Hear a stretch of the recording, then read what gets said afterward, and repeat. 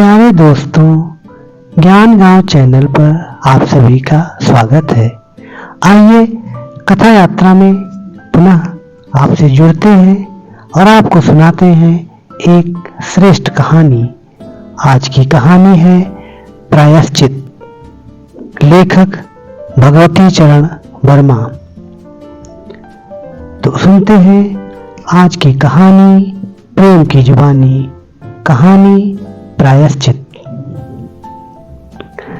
अगर कबरी बिल्ली घर भर में किसी से प्रेम करती थी तो रामू की बहू से, और अगर रामू की बहू घर भर में किसी से घृणा करती थी तो कबरी बिल्ली से। रामू की बहू 2 महीने हुए मायके से प्रथम बार ससुराल आई। पति की प्यारी और सास की दुलारी 14 वर्ष की बालिका। भंडार घर की चाबी उसकी करधनी में लटकने लगी। नौकरों पर उसका हुक्म चलने लगा और रामू की बहू घर में सब कुछ। सास जी ने माला ली और पूजा पाठ में मन लगाया। लेकिन ठहरी 14 वर्ष की बालिका कभी भंडार घर खुला है तो कभी भंडार घर में बैठे बैठे सो गई। कबरी बिल्ली को मौका मिला, घी दूध पर अब वह जुट गई। रामू की बहू की जान आफत में और कबरी बिल्ली के छक्के पंजे। रामू की बहू हांडी में घी रखते रखते ऊंघ गई और बचा हुआ घी कबरी के पेट में। रामू की बहू दूध ढककर मिसरानी को जिन्स देने गई और दूध नदारत। अगर बात यहीं तक रह जाती तो भी बुरा न था। कबरी रामू की बहू से कुछ ऐसा परच गई थी कि रामू की बहू के लिए खाना पीना दुश्वार। रामू की बहू के कमरे में रबड़ी से भरी कटोरी पहुंची और रामू जब आए तब तक कटोरी साफ चटी हुई। बाजार से बालाई आई और जब तक रामू की बहू ने पान लगाया बालाई गायब। रामू की बहू ने तय कर लिया कि या तो वही घर में रहेगी या फिर कबरी बिल्ली ही। मोर्चाबंदी हो गई और दोनों सतर्क। बिल्ली फंसाने का कटघरा आया। उसमें दूध, मलाई, चूहे और भी बिल्ली को स्वादिष्ट लगने वाले विविध प्रकार के व्यंजन रखे गए। लेकिन बिल्ली ने उधर निगाह तक न डाली। इधर कबरी ने सरगर्मी दिखलाई। अभी तक तो वह रामू की बहू से डरती थी, पर अब वह साथ लग गई, लेकिन इतने फासले पर कि रामू की बहू उस पर हाथ न लगा सके। कबरी के हौसले बढ़ जाने से रामू की बहू को घर में रहना मुश्किल हो गया। उसे मिलती थी सास की मीठी झिड़कियां और पतिदेव को मिलता था रूखा सूखा भोजन। एक दिन रामू की बहू ने रामू के लिए खीर बनाई। पिस्ता, बादाम, मखाने और तरह तरह के मेवे दूध में औटाए। सोने का वर्क चिपकाया गया और खीर से भरकर कटोरा कमरे के एक ऐसे ऊंचे ताक पर रखा गया जहां बिल्ली ना पहुंच सके। रामू की बहू इसके बाद पान लगाने में लग गई। उधर बिल्ली कमरे में आई। ताक के नीचे खड़े होकर उसने ऊपर कटोरे की ओर देखा। सूंघा, माल अच्छा है। ताक की ऊंचाई अंदाजी। उधर रामू की बहू पान लगा रही है। पान लगाकर रामू की बहू सास जी को पान देने चली गई और कबरी ने छलांग मारी। पंजा कटोरे में लगा और कटोरा झंझनाहट की आवाज के साथ फर्श पर। आवाज रामू की बहू के कान में पहुंची। सास के सामने पान फेंक कर वह दौड़ी। क्या देखती है कि फूल का कटोरा, टुकड़े टुकड़े, खीर फर्श पर और बिल्ली डटकर खीर उड़ा रही है। रामू की बहू को देखते ही कबरी चंपत। रामू की बहू पर खून सवार हो गया। न रहे बांस, न बजे बांसुरी। रामू की बहू ने कबरी की हत्या पर कमर कस ली। रात भर उसे नींद न आई। किस दांव से कबरी पर वार किया जाए कि फिर जिंदा ना बचे, यही पड़े पड़े सोचती रही। सुबह हुई और वह देखती है कि कबरी देहरी पर बैठी बड़े प्रेम से उसे देख रही है। रामू की बहू ने कुछ सोचा। इसके बाद मुस्कुराती हुई वह उठी। कबरी रामू की बहू के उठते ही खिसक गई। रामू की बहू एक कटोरा दूध कमरे के दरवाजे की देहरी पर रखकर चली गई। हाथ में पाटा लेकर वह लौटी तो देखती है कि कबरी दूध पर जुटी हुई है। मौका हाथ में आ गया। सारा बल लगाकर पाटा उसने बिल्ली पर पटक दिया। कबरी न हिली, न डुली, न चीखी, न चिल्लाई, बस एकदम उलट गई। आवाज जो हुई तो मेहरी झाड़ू छोड़कर, मिसरानी रसोई छोड़कर और सास पूजा छोड़कर घटनास्थल पर उपस्थित हो गई। रामू की बहू सर झुकाए हुए अपराधिनी की भांति बातें सुन रही है। मेहरी बोली, अरे राम, बिल्ली तो मर गई। मां जी, बिल्ली की हत्या बहू से हो गई है, यह तो बुरा हुआ। मिसरानी बोली, मां जी, बिल्ली की हत्या और आदमी की हत्या बराबर है। हम तो रसोई ना बनावेंगी जब तक बहू के सिर हत्या रहेगी। सास जी बोली, हाँ ठीक तो कहती हो। अब जब तक बहू के सर से हत्या न उतर जाए तब तक न कोई पानी पी सकता है, न खाना खा सकता है। बहू, यह क्या कर दिया? मेहरी ने कहा, फिर क्या हो, कहो तो पंडित जी को बुलाए लाई। सास की जान में जान आई। अरे हाँ, जल्दी दौड़ के पंडित जी को बुला लो। बिल्ली की हत्या की खबर बिजली की तरह पड़ोस में फैल गई। पड़ोस की औरतों का रामू के घर तांता बंध गया। चारों तरफ से प्रश्नों की बौछार और रामू की बहू सिर झुकाए बैठी। पंडित परम सुख को जब यह खबर मिली उस समय वे पूजा कर रहे थे। खबर पाते ही वे उठ पड़े। पंडिताइन से मुस्कुराते हुए बोले, भोजन ना बनाना, लाला घासीराम की पतोहू ने बिल्ली मार डाली, प्रायश्चित होगा, पकवानों पर हाथ लगेगा। पंडित परम सुख चौबे छोटे और मोटे से आदमी थे। लंबाई 4 फीट 10 इंच और तोंद का घेरा 58 इंच। चेहरा गोल मटोल, मूछ बड़ी बड़ी, रंग गोरा, चोटी कमर तक पहुंचती हुई। कहा जाता है कि मथुरा में जब पंसारी खुराक वाले पंडितों को ढूंढा जाता था तो पंडित परम सुख जी को उस लिस्ट में प्रथम स्थान दिया जाता था। पंडित परम सुख पहुंचे और कोरम पूरा हुआ। पंचायत बैठी। सास जी, मिसरानी, किस्नू की माँ, छन्नू की दादी और पंडित परम सुख। बाकी स्त्रियां बहू से सहानुभूति प्रकट कर रही थी। किस्नू की माँ ने कहा, पंडित जी, बिल्ली की हत्या करने से कौन नरक मिलता है?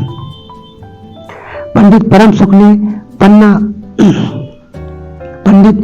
सुख ने पत्रा देखते हुए कहा, बिल्ली की हत्या अकेले से तो नरक का नाम नहीं बतलाया जा सकता। वह मुहूर्त भी मालूम हो जब बिल्ली की हत्या हुई, तब नरक का पता लग सकता है। यही कोई 7 बजे सुबह मिसरानी जी ने कहा। पंडित परम सुख ने पत्रे के पन्ने उलटे, अक्षरों पर उंगलियां चलाई, माथे पर हाथ लगाया और कुछ सोचा। चेहरे पर धुंधलापन आया, माथे पर बल पड़े, नाक कुछ सिकुड़ी और स्वर गंभीर हो गया। हरे कृष्ण, हे कृष्ण, बड़ा बुरा हुआ। प्रातःकाल ब्रह्म मुहूर्त में बिल्ली की हत्या घोर कुंभी पाक नरक का विधान है। रामू की माँ, यह तो बड़ा बुरा हुआ। रामू की माँ की आंखों में आंसू आ गए। तो फिर पंडित जी अब क्या होगा, आप ही बतलावें। पंडित परम सुख मुस्कुराए। रामू की माँ, चिंता की कौन सी बात है, हम पुरोहित फिर कौन दिन के लिए हैं। शास्त्रों में प्रायश्चित का विधान है, सो प्रायश्चित से सब कुछ ठीक हो जाएगा। रामू की माँ ने कहा, पंडित जी इसीलिए तो आपको बुलवाया है, अब आगे बतलाओ कि क्या किया जाए। किया क्या जाए, यही एक सोने की बिल्ली बनवाकर बहू से दान करवा दी जाए। जब तक बिल्ली न दे दी जाएगी तब तक तो घर अपवित्र रहेगा। बिल्ली दान देने के बाद 21 दिन का पाठ हो जाए। छन्नू की दादी बोली, हाँ और क्या, पंडित जी ठीक तो कहते हैं, बिल्ली अभी दान दे दी जाए और पाठ फिर हो जाए। रामू की माँ ने कहा, तो पंडित जी कितने तोले की बिल्ली बनवाई जाए। पंडित परम सुख मुस्कुराए। अपनी तोंद पर हाथ फेरते हुए उन्होंने कहा, बिल्ली कितने तोले की बनवाई जाए। अरे रामू की माँ, शास्त्रों में तो लिखा है कि बिल्ली के वजन भर सोने की बिल्ली बनवाई जाए। लेकिन अब कलयुग आ गया है, धर्म कर्म का नाश हो गया है, श्रद्धा नहीं रही। सो रामू की माँ, बिल्ली के तौल भर की बिल्ली तो क्या बनेगी, क्योंकि बिल्ली 20-21 शेर से कम की क्या होगी। हाँ, कम से कम 21 तोले की बिल्ली बनवा के दान करवा दो, और आगे तो अपनी अपनी श्रद्धा है। रामू की माँ ने आंखें फाड़कर पंडित परम सुख को देखा। अरे बाप रे, 21 तोला सोना, पंडित जी यह तो बहुत है, तोला भर की बिल्ली से काम ना निकलेगा। पंडित परम सुख हंसे। रामू की माँ, 1 तोला सोने की बिल्ली, अरे रुपया का लोभ बहू से बढ़ गया है। बहू के सिर बड़ा पाप है, इसमें इतना लोभ ठीक नहीं। मोल तोल शुरू हुआ और मामला 11 तोले की बिल्ली पर ठीक हो गया। इसके बाद पूजा पाठ की बात आई। पंडित परम सुख ने कहा, उसमें क्या मुश्किल है, हम लोग किस दिन के लिए हैं। रामू की माँ, मैं पाठ कर दिया करूंगा, पूजा की सामग्री आप हमारे घर भिजवा देना। पूजा का सामान कितना लगेगा। अरे कम से कम में हम पूजा कर देंगे। दान के लिए करीब 10 मन गेहूं, 1 मन चावल, 1 मन दाल, मन भर तिल, 5 मन जौ और 5 मन चना, 4 पसेरी घी और मन भर नमक भी लगेगा। बस इतने से काम चल जाएगा। अरे बाप रे, इतना सामान, पंडित जी इसमें तो 100-150 रुपया खर्च हो जाएगा। रामू की माँ ने रुआसी होकर कहा, फिर इससे कम में तो काम ना चलेगा। बिल्ली की हत्या कितना बड़ा पाप है। रामू की माँ, खर्च को देखते वक्त पहले बहू के पाप को तो देख लो, यह तो प्रायश्चित है, कोई हंसी खेल थोड़े ही है। और जैसी जिसकी मर्यादा, प्रायश्चित में उसे वैसा खर्च भी करना पड़ता है। आप लोग कोई ऐसे वैसे थोड़े हैं। अरे 100-150 रुपया आप लोगों के हाथ का मैल है। पंडित परम सुख की बात से पंच प्रभावित हुए। किस्मों की माँ ने कहा, पंडित जी ठीक तो कहते हैं, बिल्ली की हत्या कोई ऐसा वैसा पाप तो है नहीं, बड़े पाप के लिए बड़ा खर्च भी चाहिए। छन्नू की दादी ने कहा, और नहीं तो क्या, दान पुण्य से ही पाप कटते हैं, दान पुण्य में किफायत ठीक नहीं।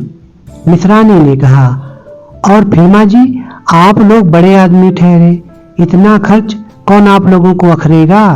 रामू की माँ ने अपने चारों ओर देखा, सभी पंच पंडित जी के साथ पंडित परम सुख मुस्कुरा रहे थे।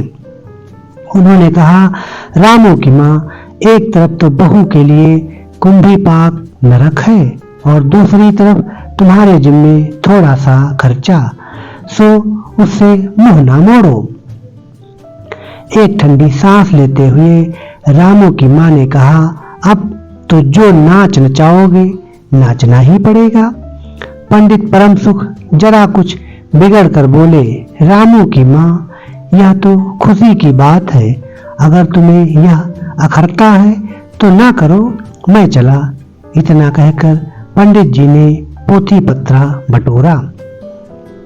अरे पंडित जी, रामू की माँ को कुछ नहीं अखरता, बेचारी को कितना दुख है, बिगड़ो ना। मिश्रानी, छन्नू की दादी और किस्नों की माँ ने एक स्वर में कहा। रामू की माँ ने पंडित जी के पैर पकड़े और पंडित जी ने अब जमकर आसन जमाया। और क्या हो, 21 दिन के पाठ के 21 रुपए और 21 दिन तक दोनों बखत 5-5 ब्राह्मणों को भोजन करवाना पड़ेगा। कुछ रुककर पंडित परम सुख ने कहा, सो इसकी चिंता ना करो, मैं अकेले दोनों समय भोजन कर लूंगा और मेरे अकेले भोजन करने से 5 ब्राह्मण के भोजन का फल मिल जाएगा। या तो पंडित जी ठीक कहते हैं, पंडित जी की तोंद तो देखो। मिश्रानी ने मुस्कुराते हुए पंडित जी पर व्यंग किया। अच्छा तो फिर प्रायश्चित का प्रबंध करवाओ। रामू की माँ, 11 तोला सोना निकालो, मैं उसकी बिल्ली बनवा लाऊं। 2 घंटे में मैं बनवा कर लौटूंगा, तब तक सब पूजा का प्रबंध कर रखो। और देखो, पूजा के लिए पंडित जी की बात खत्म भी ना हुई थी कि मेहरी हांफती हुई कमरे में घुस आई और सब लोग चौंक उठे। रामू की माँ ने घबरा कर कहा, अरे क्या हुआ री? मेहरी ने लड़खड़ाते स्वर में कहा, माँ जी, बिल्ली तो उठकर भाग गई। तो दोस्तों, ये थी कहानी प्रायश्चित। आपको कहानी कैसी लगी? आपकी प्रतिक्रिया का हमें इंतजार रहेगा। मिलेंगे एक नई कहानी के साथ अगले वीडियो में। तब तक के लिए बहुत बहुत धन्यवाद।